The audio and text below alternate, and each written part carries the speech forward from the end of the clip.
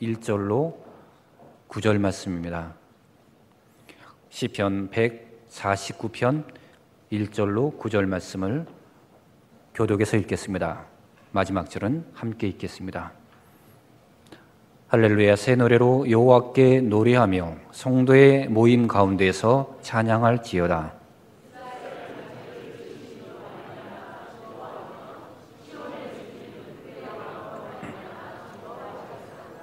춤추며 그의 이름을 찬양하며 소고와 수금으로 그를 찬양할지어다.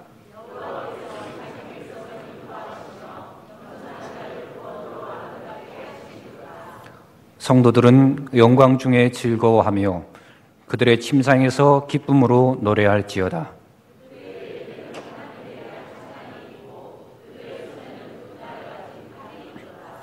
이것으로 문나라에 보수하며 민족들을 벌하며 함께 읽겠습니다. 기록한 판결대로 그들에게 시행할지로다. 이런 영광은 그의 모든 성도에게 있도다. 할렐루야. 아멘. 하나님을 찬양하라라는 제목으로 목사님의 말씀 선포가 있겠습니다.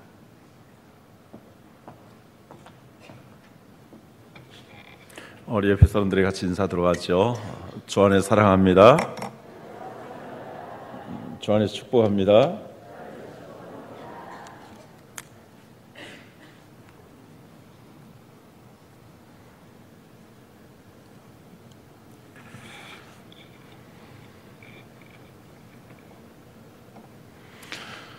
올해 우리 교회의 표가 우리를 치유하시는 하나님입니다. 그래서 올해는 이 치유에 관한 말씀을 많이 전하게 될 텐데요. 오늘은 여호와를 찬양하라, 하나님을 찬양하라, 이런 제목으로 말씀을 전하겠습니다. 지난 수요일 날 찬양 교육을 통해서 이 말씀을 전하려고 했는데 사정이 있어서 전하지 못하게 되었습니다.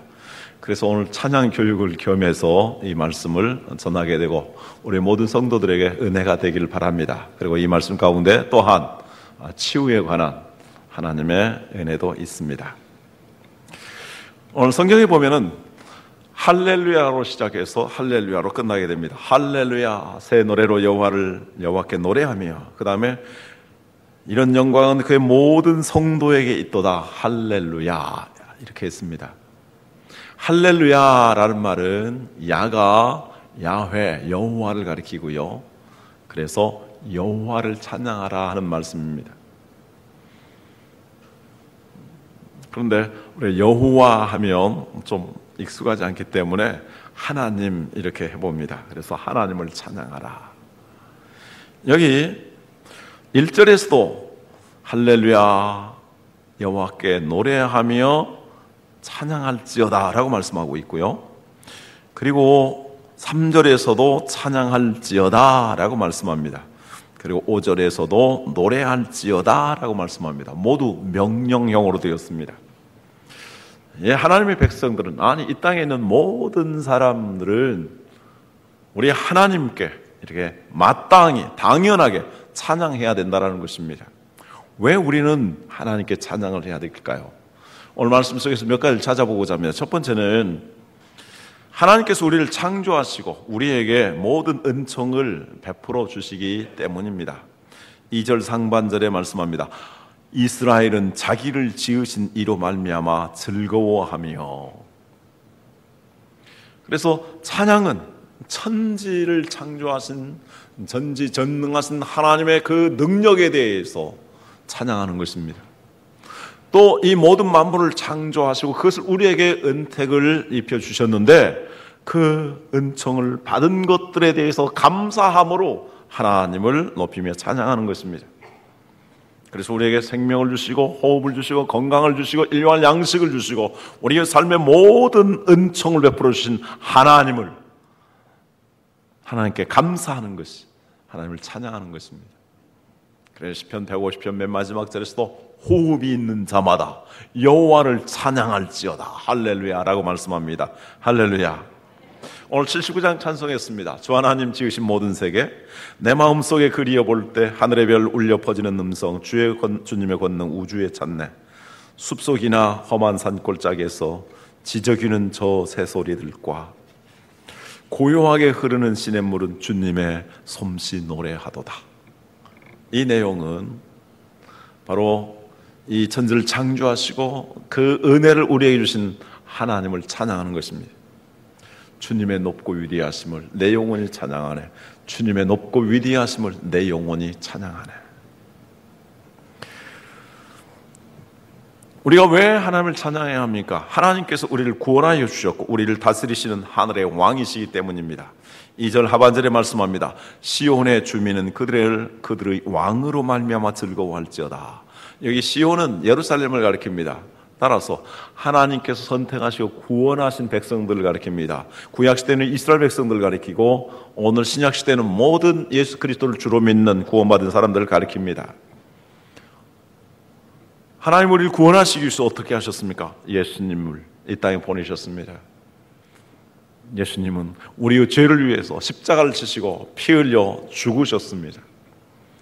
그러나 예수님은 우리를 의롭다 하시기 위해서 다시 살아나셨습니다. 이제 부활하신 예수님은 하나님의 통치의 보좌에 앉으셔서 이제 하늘과 땅의 권세를 가지고 다스리십니다. 그래서 구원받은 백성들에게 예수님은 우리의 주님이시요 우리의 왕이 되시는 것입니다.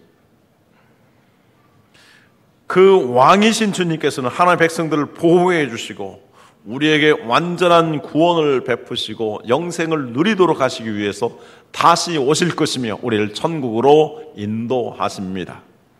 그래서 79장 3절 4절 찬송은 이렇게 노래하고 있습니다.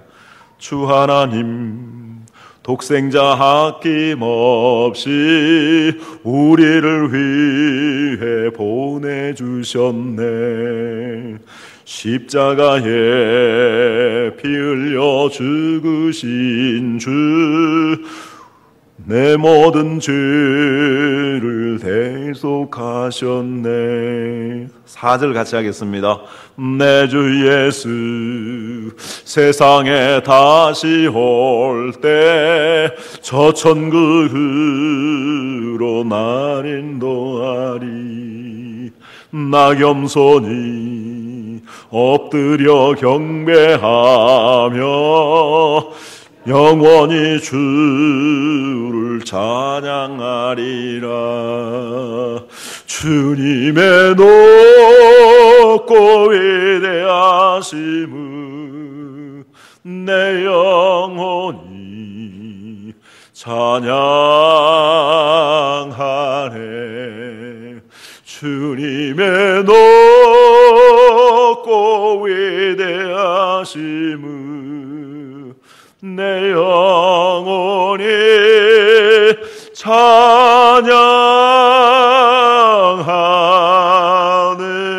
찬양하네. 아멘. 천지를 창조하신 그 위대하신 하나님을 찬양하는 것, 얼마나 정말 힘있는 찬양이 되겠습니까? 우리에게 베풀으신 은혜에 대해서 감사하는 것, 얼마나 깊이 있는 찬양이 되겠습니까?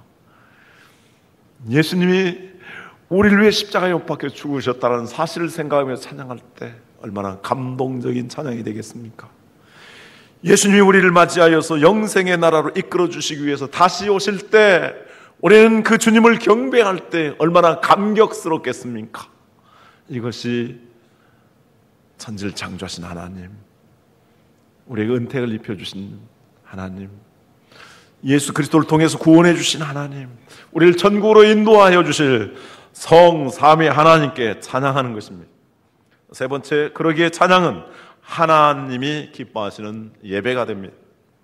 4절 상반절에 여호와께서는 자기 백성을 기뻐하시며 라고 말씀했습니다. 이 말씀은 그 바로 위에 있는 말씀, 여호와께서 기뻐하시는 자기 백성은 누구입니까? 바로 춤을 추며 하나님을 찬양하며 소고와 수금으로 하나님을 경배하는 사람을 가리킵니다. 그러므로 하나님은 우리의 찬양을 기뻐하시며 우리의 찬양을 하나님이 기뻐하시는 한 제사로 받아주시는 것입니다. 하나님 말씀 히브리서 13장 15절 같이 읽도록 하겠습니다. 그러므로 우리는 예수로 말미암아 항상 찬송의 제사를 하나님께 드리자. 이는 그 이름을 증언하는 입술의 열매니라. 찬양은 우리가 하나님께 드릴 수 있는 제사 중에 최고의 제사입니다. 오늘날 우리가 하나님을 예배하면서 많은 순서를 차지하는 것도 바로 찬양입니다. 우리 교회에서는 예배전 찬양과 합해서 약 10곡 정도의 찬양을 부릅니다. 예배 시간에 상당히 많은 시간 20-30분 정도를 이 찬양으로 하나님께 영광을 돌립니다. 그런데 캐토릭 같은 데서는 더 많이 찬양을 합니다. 개신교보다도 더 많은 그 화답하는 찬양을 하는데 아마도 제가 보기에 한 20여 차례 하는 것 같습니다. 짧은 찬양들을 그렇게 많이 합니다. 찬양은 그래서 오늘날 예배의 가장 중요한 부분을 찬양합니다.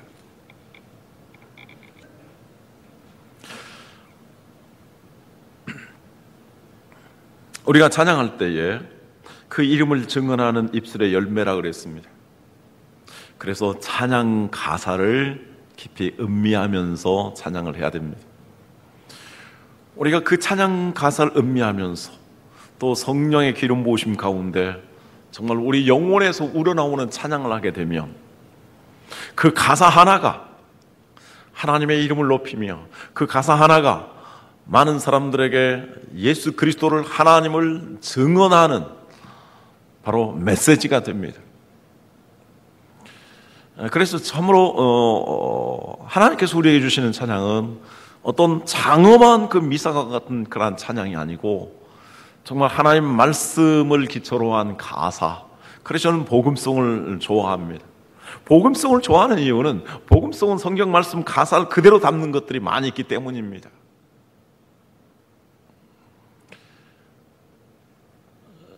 그래서 호산나 호산나 죽임 당한 어린 양 호산나 호산나 예수 부활하셨네.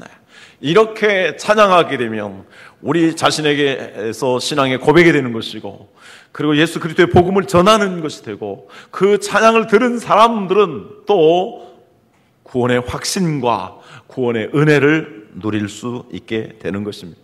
그래서 이 찬양은 주님의 이름을 전파하는 주님의 복음을 전하는 살아있는 입술의 제사가 됩니다. 네 번째, 하나님께서 찬양하는 자를 구원하시기 때문에 우리는 찬양하게 됩니다. 4절 하반절에 말씀합니다. 겸손한 자를 구원으로 아름답게 하심이로다. 어떤 사람이 겸손한 사람입니까? 하나님 앞에서 어린아이와 같이 춤을 추면서 악기를 동원하여서 소리 높여 하나님을 찬양하는 그 사람들이 하나님 앞에 겸손한 사람들입니다. 교회에서 우리의 마음을 열고 영혼을 열고 찬양을 마음껏 하지 못하는 사람은 조금 생각해 봐야 합니다. 내가 겸손하지 못한 것이 아닌가. 하나님께서는 겸손하게 이렇게 찬양하는 사람들에게 구원을 베풀어 주시는데 아름답게 하여 주신다. 좋은 것으로 구원을 베풀어 주신다라고 말씀합니다.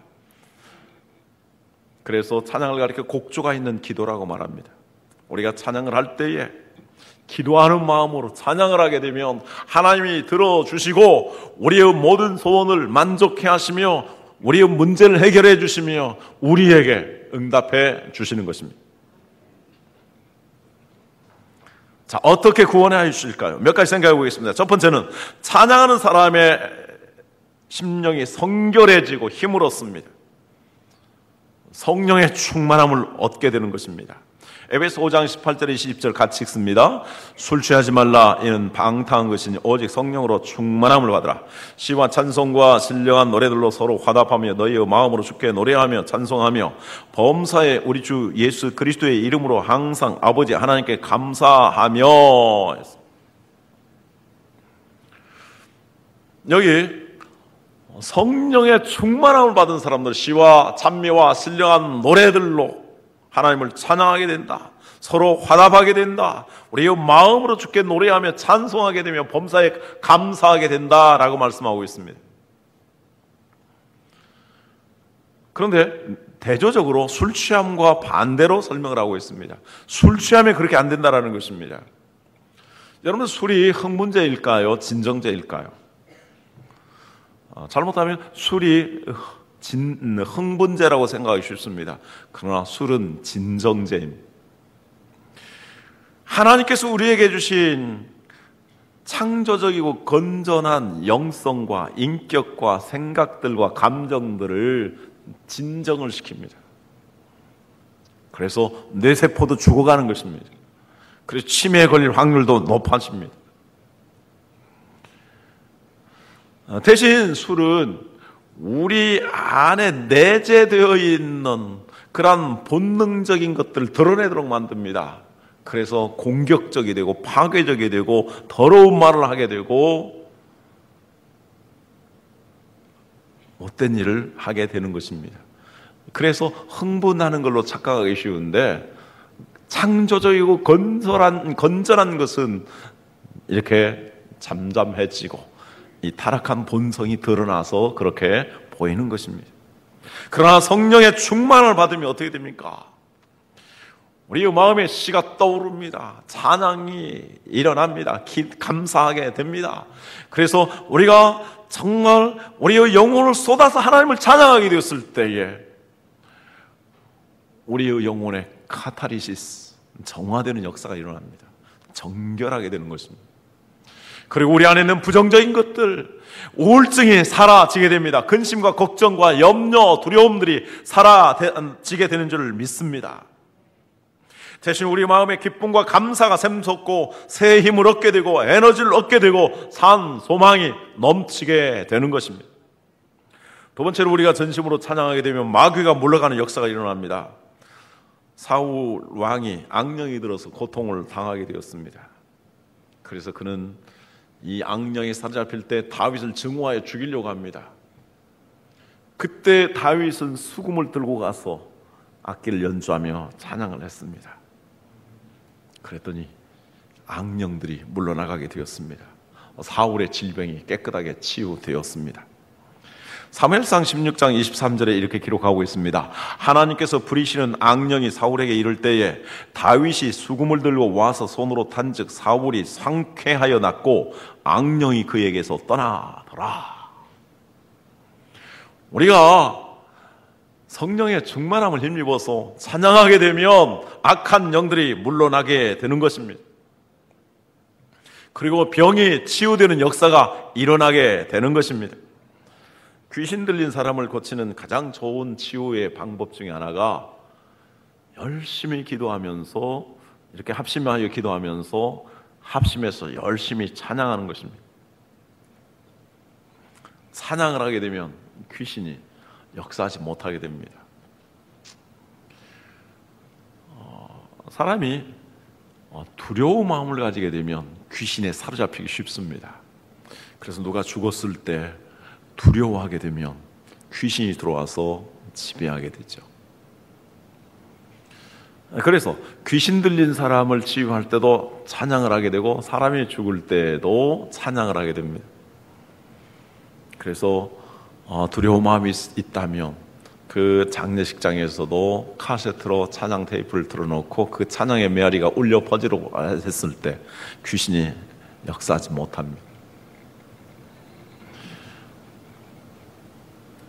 그래서 우리는 이렇게 찬양함으로, 열심히 찬양함으로 말미암아 귀신의 역사가 물러나고 질병이 치유되는 것을 경험할 수 있게 되는데, 캐토릭에서 보면은 캐토릭은 그 신도가 죽었을 때 찬양하는 사람들이 와서 거의 처음부터 끝까지 계속 찬양합니다. 기도문을 외우고 계속 찬양합니다. 참 우리 개신교에서도 그거 좀 배웠으면 좋겠다라는 생각을 갖습니다. 그렇게 하면 얼마나 좋을까요? 이렇게 찬양하게 되면 우리 안에 있는 질병도 물러가게 되고, 찬양하게 되면 그 찬양을 받아들이는 사람들의 질병도 물러나게 되고, 우리가 찬양하게 되면 우리의 주의 가운데 역사하는 악한 영들도 물러가게 되고, 우리가 찬양하게 되면 귀신에 의해서 괴롭힘 당하는 사람도 치유될 줄로 믿습니다. 그 다음에 세 번째, 찬양은 불가능한 문제가 해결되는 역사를 가능케 합니다. 바울과 실라가 빌립보 지방에서 복음을 증거하다가 감옥에 들어갔습니다. 그들의 손은 쇠사슬에 묶였습니다. 그들의 발은 착고에 이렇게 묶이게 되었습니다. 그들은 감옥에 갇히게 되었습니다. 도저히 나가려고 해도 나갈 수가 없는 상황이었습니다. 그러나 그들의 입술은 묶을 수 없었습니다. 그들의 영혼을 잠잠케 할 수 없었습니다. 그들은 찬양했습니다. 기도하면서 힘써 찬양하였을 때 놀라운 기적이 일어났습니다. 옥이 흔들렸습니다. 그리고 손에 매어있던 쇠사슬이 풀려졌습니다. 그리고 착고가 풀려졌습니다. 그들은 자유롭게 되었습니다. 그들은 이제 나갈 수도 있었지만 나가지 않았습니다. 간수가 이 상황을 보고 깜짝 놀랐습니다. 그가 지켜야 될 죄수가 도망가게 된 것입니다. 그는 처벌을 받게 되었습니다. 그래서 칼을 빼어 자결하려고 하는 순간 바울이 말합니다. 형제요, 우리 도망가지 않았어. 우리가 여기 있으니까 걱정하지 마시기 바랍니다. 그 모습을 보고 그들은 너무나 감격을 받은 나머지, 형제요, 우리가 어떻게 해야 구원을 받을 수 있겠습니까? 주 예수를 믿으십시오. 그러면 당신과 당신의 가족들이 구원을 받을 것입니다. 그래서 그와 그의 가족들이 다 구원받는 역사가 일어났습니다. 우리의 삶의 2중, 3중, 4중에 이러한 쇠사슬, 그리고 저주의 사슬, 얽매인 것들이 있을 때 정말 믿음으로 찬양하고 또 찬양하고 또 찬양하면 이러한 문제들이 해결될 줄로 믿습니다. 그래서 찬양은 위대한 것입니다. 네 번째, 승리의 역사가 일어나게 됩니다. 오늘 6절에서 9절 상반절에 이렇게 기록하고 있습니다. 그들의 입에는 하나님에 대한 찬양이 있고 그들의 손에는 두 날 가진 칼이 있도다. 이것으로 문 나라에 보수하며 민족들을 벌하며 그들의 왕들은 사슬로 그들의 귀인은 철고랑으로 결박하고 기록한 판결대로 그들에게 시행할지로다. 자, 무슨 말씀입니까? 찬양을 할 때는 입으로 찬양을 하게 되지만 찬양하는 사람의 손에는 칼이 들려져 있는 것과 마찬가지라는 것입니다. 이것은 영적인 차원에서 말하고 있습니다. 그래서 찬양의 영성을 잘 아는 사람들은 찬양으로 영적 전쟁을 하게 됩니다. 그래서 사탄을 대적하게 됩니다. 입으로는 찬양을 하지만 성령의 검, 말씀의 검을 가지고 싸우는 것입니다. 마귀와 맞서 싸웁니다.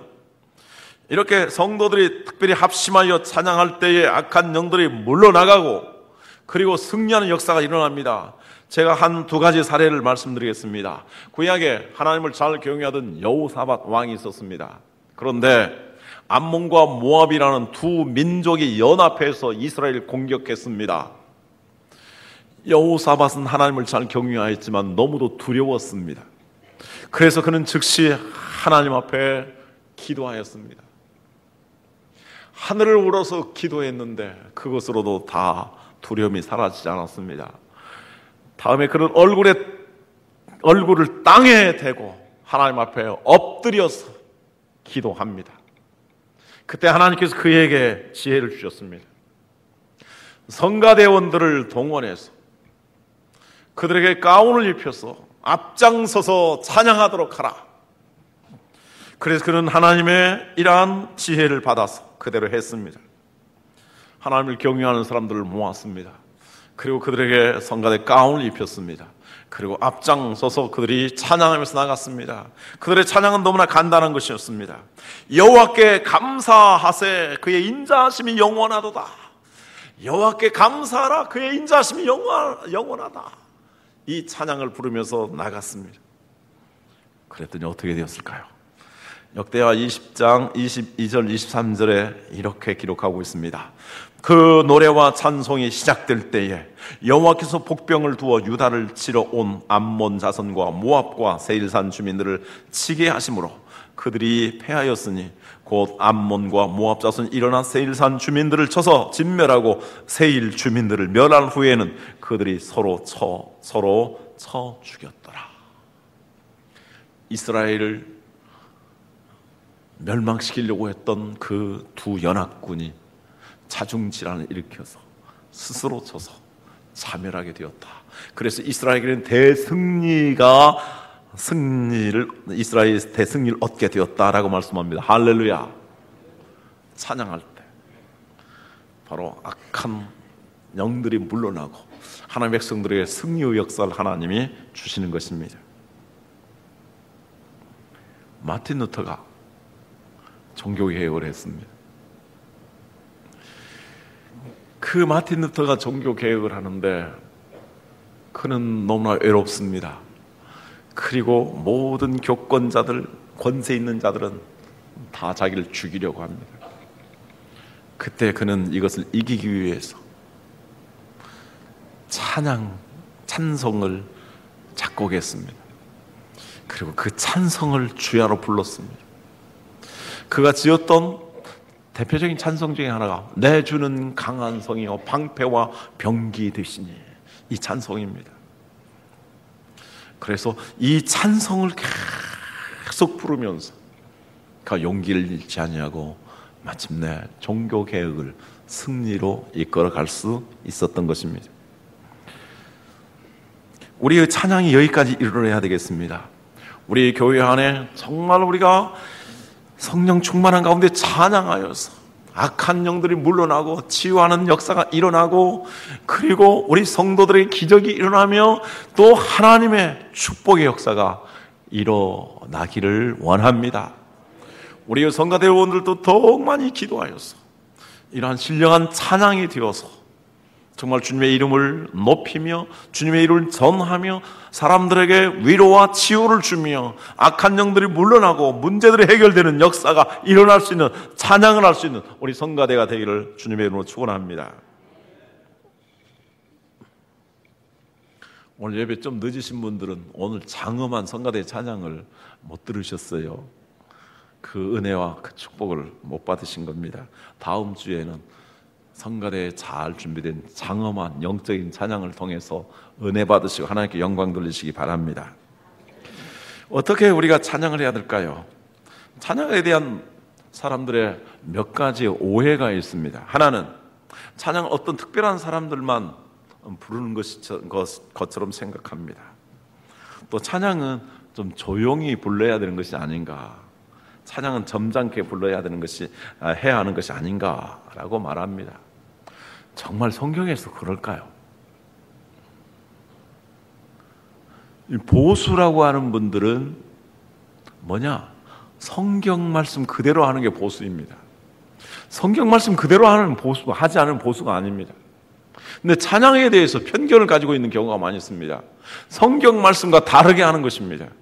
그래서 우리는 성경 말씀에서 어떻게 하는가를 보면서 우리가 그렇게 하도록 해야 하는 것입니다. 성경에서 과연 어떻게 찬양하도록 할까요? 1절 말씀 보면 첫 번째, 새 노래를 부르라고 말씀합니다. 새 노래는 날마다 노래를 새로운 걸로 바꿔서 부르라는 말씀이 아닙니다. 누구든지 그리스도 예수 안에 있으면 새로운 피조물이라, 이전 것은 지나갔으니 보라 새 것이 되었다라고 말씀합니다. 우리는 구원받아서 새로운 하나님의 백성이 되었습니다. 그러므로 세상 노래 부르지 아니하고 하나님의 노래를 부르게 되면 그 구원의 노래가 새 노래가 되는 것입니다. 야고보서에서 우리가 말씀하고 있습니다. 한 샘에서 단물과 쓴물이 나올 수 없는 것처럼 성도의 한 입에서 쓴물과 같은 저주의 말과 저주의 노래가 나와서는 안 되고 단물과 같은 찬양이 우러나와야 된다라고 말씀합니다. 그래서 늘 우리 영혼을 새롭게 하고 우리의 삶을 건전하게 하고, 그리고 늘 경건하게 기도함으로 말미암아 우리 영혼이 성결해서 하나님을 찬양할 때 그것이 새 노래가 되는 것이고, 그 새 노래 가운데 하나님이 역사하시는 것입니다. 두 번째, 찬양은 언제 어디서든지 해야 하는 것입니다. 1절에서는 성도의 모임 가운데서 찬양하라고 말씀합니다. 그리고 5절에서는 영광 중에 즐거워하며 그들의 침상에서 기쁨으로 노래하라고 말씀하고 있습니다. 그래서 우리 성도들이 모였을 때 이 찬양을 해야 합니다. 그래서 찬양을 하게 될 때 우리 영혼이 열리게 되고 성령이 임재하게 되는 것입니다. 그리고 영광 중에서도 즐거워하며 그랬습니다. 정말 감사한 일, 기쁜 일, 즐거운 일이 있을 때도 하나님께 찬양하면서 하나님께 즐겁게 노래하라고 말씀합니다. 침상에서도 기쁨으로 노래하라고 말씀합니다. 제가 심야에 이 말씀을 쭉 준비를 하고 타이핑을 했는데요, 제 아내가 요즘 지난주부터 좀 추워가지고 제 이제 방에서 이 타이핑 작업을 했는데요, 아내가 자다가 깨고 한 너댓 번 하는 것 같아요. 근데 그때마다 자다가 깨가지고 막 기도합니다. 막 큰 소리를 기도하고, 그리고 찬양을 하고 또 자고. 그래서 참 훌륭하다 하는 생각이 들었습니다. 예, 침상에서도 기쁨으로 찬양하라고 말씀합니다. 침상에서도 찬양하는 여러분들이 되기를 주님의 이름으로 축원합니다.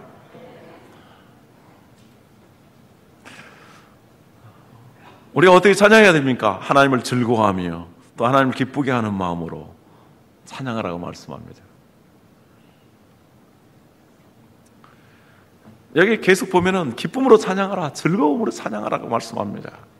찬양할 때 인상 쓰고 찬양하는 사람 좀 문제가 좀 있는 것 같아요.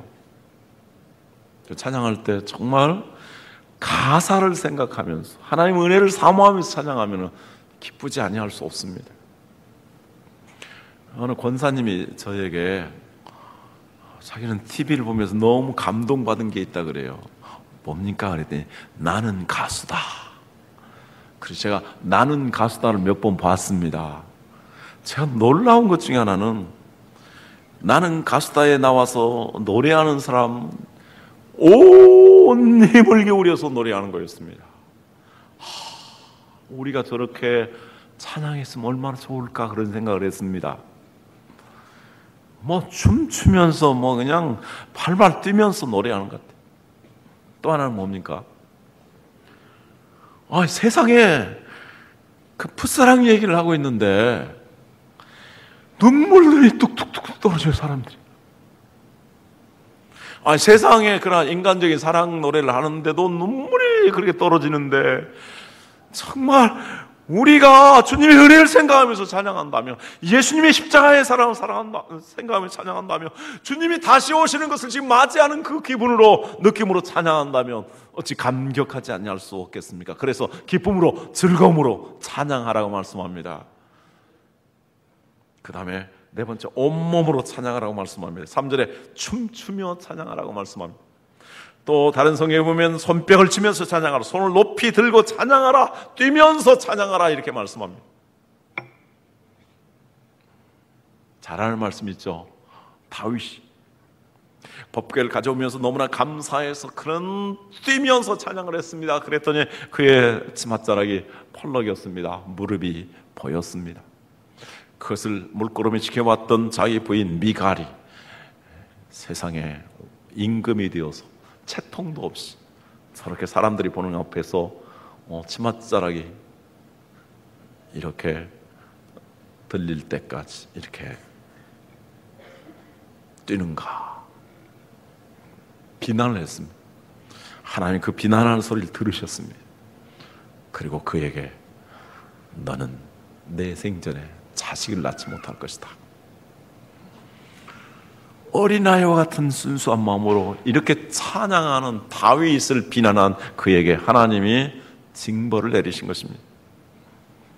그만큼 어린아이와 같이 겸손하게 정말 하나님 앞에서 이렇게 찬양하는 것을, 뛰면서 찬양을, 손뼉을 치면서 찬양을, 손을 올리면서 찬양하는 것을 하나님은 아름답게 보시는 것입니다. 네 번째, 악기를 동원하여 찬양하라고 말씀합니다. 3절에 소고와 수금으로 그를 찬양할지어다라고 했습니다. 시편 150편 3절에서 5절 말씀에서는 나팔 소리로 찬양하며 비파와 수금으로 찬양할지어다, 소고치며 춤추어 찬양하며 현악과 통소로 찬양할지어다, 큰 소리 나는 제금으로 찬양하며 높은 소리 나는 제금으로 찬양할지어다, 즐거워하며 시온의 주민은 그들의 왕으로 말미암아 즐거워할지어다. 한결같습니다. 요즘 말로 말하면 오케스트라를 동원해서 찬양하라고 말씀합니다. 오라토리오와 같은 찬양을 할 수 있도록 해야 한다라고 말씀합니다. 큰 소리 나는 재금, 그리고 높은 소리 나는 재금, 아주 크고 시끌벅적을 할 수 있을 것입니다. 그러나 조화로운 연주였겠죠. 이렇게 하나님께서 우리에게 주신 모든 재능들을 동원해서 하나님을 찬양하라고 말씀합니다. 여러분 재능을 가지고 있으면 하나님께 영광 돌리는 데 사용하길 바랍니다. 여러분들의 자녀들도 이러한 재능을 습득해서 정말 하나님께 영광 돌리는 데 아름답게 쓰임 받기를 원합니다. 마지막 6번째, 모든 성도들이 찬양하라고 말씀합니다. 9절에서 이런 영광은 그의 모든 성도에게 있도다 할렐루야라고 말씀했습니다. 찬양은 어떤 특별한 사람만 하는 것이 아니라 모든 성도들이 하는 것입니다. 개신교와 가톨릭의 차이점이 뭡니까? 옛날 중세의 가톨릭은 장엄한 미사곡을 했습니다. 아까 제가 오라토리아라는 말을 했는데 조금 잘못됐는데요. 아주 오라토리오와 같은, 칸타타와 같은 장엄한 그런 노래를 했습니다. 성도들은 도저히 일반 성도들은 할 수 없었습니다. 마틴 루터가 종교 개혁을 하면서 교회에서 그런 찬양을 부르지 못하게 했습니다. 그리고 누구나 부를 수 있는, 모든 성도들이 화답할 수 있는 그런 찬양을 하도록 했고, 그도 작곡을 하면서 모든 성도들이 찬양하도록 했습니다. 한 걸음 더 나가서 칼빈은 종교 개혁을 하면서 그 대성당 안에 있는 파이프 오르간들을 다 깨부수었습니다. 그리고 순수하게 시편을 가지고 모든 사람들이 다 함께 찬양하도록 했습니다. 그래서 그 영광은 모든 성도에게 있도다라고 말씀하고 있습니다. 마지막 결론으로 말씀드립니다. 이런 영광, 찬양이 영광스러운 것이라는 말씀입니다. 우리가 구원받고 하나님을 찬양할 수 있는 것이 영광스러운 것입니다. 이 자리에 나와서 하나님을 찬양하는 것이 영광스러운 것입니다. 성가대원으로서 특별히 부름받아서 아주 장엄한 찬양을 할 수 있는 게 영광스러운 것입니다. 하나님을 찬양하는 것이 하나님을 영화롭게 하는 것이고, 우리 자신을 영화롭게 하는 것이고, 성도에게 있어서 최고의 영광이 되는 것입니다. 천국에 가면 찬양 외에는 우리가 오늘날 예배하면서 하는 것이 없습니다. 거기 가면 예언도 폐합니다. 즉 말씀도 폐하는 것입니다. 방언도 폐하게 됩니다. 지식도 사라집니다. 기도하는 것도 없어집니다. 설교하는 것도 필요 없습니다. 하나님의 뜻이 온전히 이루어졌기 때문입니다. 그래서 하나님께 영광을 돌리는 천군 천사들과 함께 하나님을 찬양하는 것만이 있을 것입니다. 그러기에 찬양이 얼마나 귀한 것입니까? 그래서 우리가 정말 준비된 찬양을 하기를 원하고, 온 영혼을 쏟아서 찬양하기를 원하고, 이 찬양을 통해서 하나님의 권능을 나타내며 이 찬양을 통해서 축복을 받기를 원합니다. 이사야 43장 21절에 말씀합니다. 이 백성은 내가 나를 위하여 지었나니 나의 찬송을 부르게 하려 함이로다. 우리를 구원하시고 우리가 존재하는 가장 중요한 목적 중에 하나가 하나님을 찬양하는 것이라고 말씀합니다. 할렐루야. 기도하겠습니다.